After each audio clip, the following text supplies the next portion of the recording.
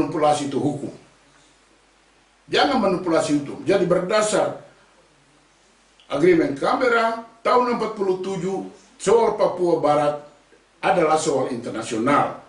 Sebab negara-negara yang ada punya koloni di Pasifik, Amerika, Australia, New Zealand, Irland, Prancis, Belanda, mereka di bawah pimpinan dari UNO putus bahwa bangsa-bangsa yang dijajah di Pasifik Selatan berhak merdeka.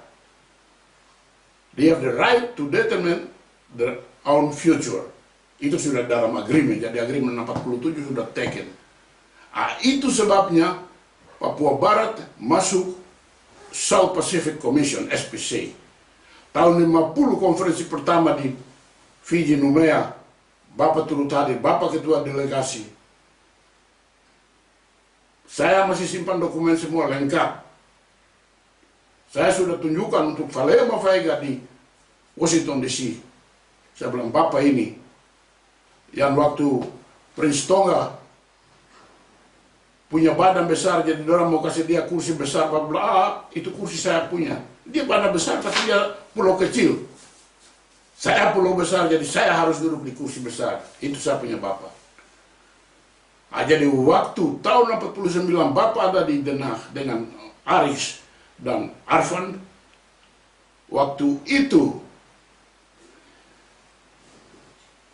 Menteri Luar Negeri, Minister van Buitenlandse Zaken dari Belanda, Van Marseveen, usul supaya Nigunea dijadikan kondominium. Harus dengar baik-baik. Belanda usul supaya Nigunea jadi kondominium dan diperintahkan oleh Indonesia yang nanti sebentar merdeka ini, RIS dan Belanda bersama-sama. Waktu Menteri Luar Negeri Van Marseveen majukan usul ini, Bapak tunjuk jari sama minister, bilang, Excellency, cabut itu usul. Kalau Belanda tidak sanggup pimpin bangsa Papua untuk merdeka, undur teratur. Nanti kita cari bangsa lain. Amerika sudah sedia, Jepang sudah sedia buat pimpin kami. Terus, Dabrain yang sepak Bapak punya kaki di bawah meja Markus, dia minister, ya dia minister buat kamu Belanda, tapi saya yang tentukan buat bangsa Papua. Jadi usul itu tidak jadi, lantas Belanda bilang isi di SKS. Jadi waktu saya diskusi dengan Profesor Drochlever di Universitas Nijmegen, saya bilang, Profesor, kamu ruci, kamu busuk, kamu tidak mention, kamu tidak sebut yang karena Bapak tolak sampai soal Papua tidak diserahkan ke Indonesia dan juga biarkan dia sampai nanti di belakang baru kamu over cara busuk. Jadi berdasar tahun 45 waktu proklamasi Soekarno-Hatta berlaku Aceh sampai Ambon, waktu yang sama internat bestuur di Kota Nika, waktu itu Indai, semua ada di Kota Nika waktu itu, Rumah Yau, semua kumpul, lantas pilih Bapak jadi internat leader, majukan surat protes kepada Kolonel Infanteri Raden Abdul Qadir Sastra Atmojo, orang Jawa, tapi dia yang paling besar mewakili Belanda di Papua, di Nika, waktu itu disebut Nika, Nederlands-Indisch Civil Administration. Dan surat ini diserahkan protes, dan kami punya wakil-wakil waktu itu di Kota Nika tuntut supaya Belanda langsung bertanggung jawab ke Papua. Berarti jangan lagi kuasa melalui Batavia, tapi langsung Den Haag, Hollandia.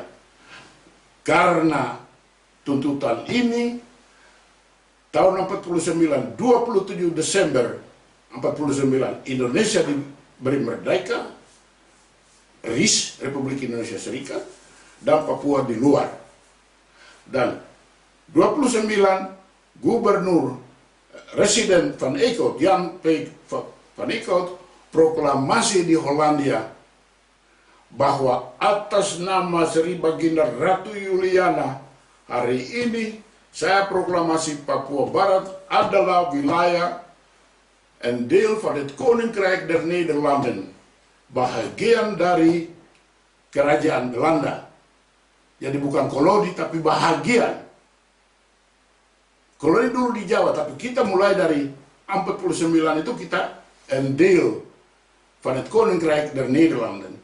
Jadi dengan itu tahun 50 ditetapkan satu gubernur. Tahun 50 gubernur pertama, Dr. Andus J. van Waardenburg datang pimpin di Guinea. Tahun 50 juga di Guinea Golden masuk. Jadi kita sejak tahun 50 sudah ada mata uang sendiri. Uang semua itu ada. Sebentar merdeka saya bisa kasih keluar dari fabrik, bawa ke Papua. Kita garansi, kita punya emas cukup untuk jadi garansi itu uang. Dan kita sebentar sudah diusul, Guinea sudah disediakan untuk kita sebentar merdeka pakai Guinea dolar. Bukan holder, kita pakai Guinea dolar. Dan Guinea dolar itu lebih kuat dari American dolar. Karena kita punya garansi emas terlalu kuat. Jadi itu sudah dipersediakan. Kita punya pasukan sukarela, PVK, Papua Freeway sudah disediakan.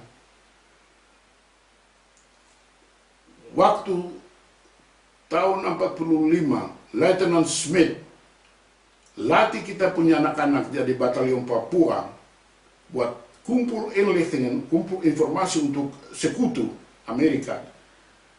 Mereka itu dijasakan oleh Amerika dengan Pacific Cross. Jadi kita sudah berjasa untuk Amerika. Sekarang